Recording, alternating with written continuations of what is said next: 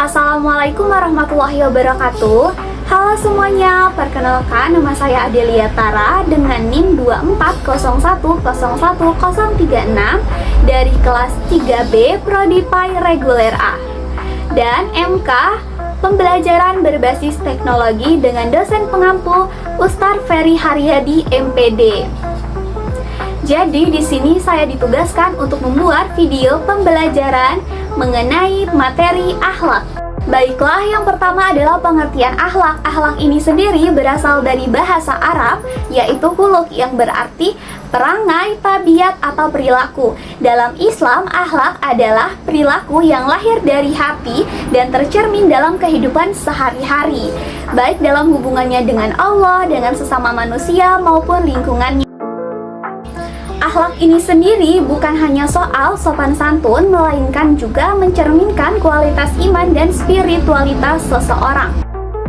Untuk yang kedua adalah tujuan mempelajari akhlak. Yang pertama, agar bisa membentuk pribadi yang berkarakter mulia dan bertanggung jawab. Yang kedua, meneladani akhlak Rasulullah SAW sebagai model ideal umat Islam. Yang ketiga, membangun hubungan sosial yang harmonis, saling menghargai dan penuh kasih sayang.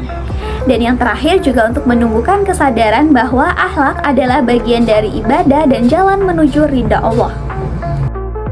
Yang ketiga adalah contoh akhlak terpuji. Yang pertama, jujur atau sidik, berkata dan bertindak sesuai kenyataan, tidak menipu dan berbohong meskipun dalam situasi sulit. Yang kedua, ada amanah, dapat dipercaya dalam menjaga titipan, menjalankan tugas, dan menepati janji. Yang ketiga, ada sabar, mampu menahan diri dari amarah, kecewa, dan putus asa dalam menghadapi ujian hidup. Yang keempat, ada tanggung jawab, menyadari dan menjalankan kewajiban dengan sungguh-sungguh baik di rumah, sekolah, maupun di masyarakat. Yang terakhir ataupun kelima, hormat kepada orang tua dan guru, bersikap sopan, mendengarkan nasihat, tidak membantah, dan menunjukkan rasa berterima kasih. Keempat, akhlak Rasulullah SAW sebagai teladan. Rasulullah SAW adalah contoh sempurna dalam hal akhlak. Beliau dikenal sebagai pribadi yang lemah lembut, pemaaf, jujur, dan penuh kasih sayang. Bahkan sebelum diangkat sebagai nabi, beliau sudah mendapat gelar Al-Amin atau yang berarti terpercaya dari masyarakat Makkah. Quran Surat Al-Ahzab ayat 21 menyatakan, sesungguhnya telah ada pada diri Rasulullah suri teladan yang baik bagi kalian yang mengharap rahmat Allah dan hari akhir serta banyak mengingat Allah. Dalam kehidupan sehari-hari, Rasulullah SAW menunjukkan akhlak mulia seperti tidak membalas kejahatan dengan kejahatan, tetapi dengan kebaikan. Terus juga memberi maaf kepada orang yang menyakitinya. Ada juga menyapa anak-anak dengan kasih sayang dan juga menjaga kebersihan dan kerapian. Yang kelima, akhlak dalam kehidupan sehari-hari. Akhlak bukan hanya teori, tetapi harus dipraktikkan dalam kehidupan nyata. Contoh penerapan akhlak terpuji di sekolah atau di rumah. Yang pertama, mengucapkan salam kepada guru atau teman. Yang kedua, membantu teman yang kesulitan tanpa pamrih. Yang ketiga, tidak membalas ejekan dengan kemarahan.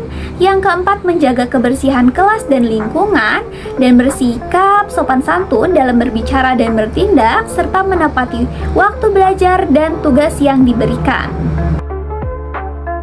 Untuk yang keenam atau yang terakhir, akhlak sebagai cerminan iman. Rasulullah SAW bersabda, orang mukmin yang paling sempurna imannya adalah yang paling baik akhlaknya. Ini menunjukkan bahwa akhlak bukan sekedar etika sosial, tetapi bagian dari kesempurnaan iman. Akhlak yang baik akan memperkuat hubungan dengan Allah dan sesama manusia, serta menjadikan seseorang lebih dihormati dan dicintai. Jadi, untuk kesimpulannya ini sendiri, akhlak merupakan inti dari ajaran Islam yang harus ditanamkan sejak dini. Dengan memiliki akhlak terpuji, seorang siswa tidak hanya menjadi pribadi yang disukai di lingkungan sekolah dan keluarga, tetapi juga menjadi hamba Allah yang taat dan berkontribusi positif bagi masyarakat. Meneladani Rasulullah SAW dan menerapkan nilai-nilai akhlak dalam kehidupan sehari-hari adalah langkah awal menuju kesuksesan dunia dan akhirat. Akhlak akhlak bukan hanya pelajaran di kelas, tetapi juga harus menjadi kebiasaan hidup yang terus diasah dan dijaga. Baiklah, mungkin itu saja sedikit pemaparan singkat dari saya. Lebih dan kurangnya saya mohon maaf, kepada Allah saya mohon ampun. Wabillahi taufiq wal hidayah. Wassalamualaikum warahmatullahi wabarakatuh.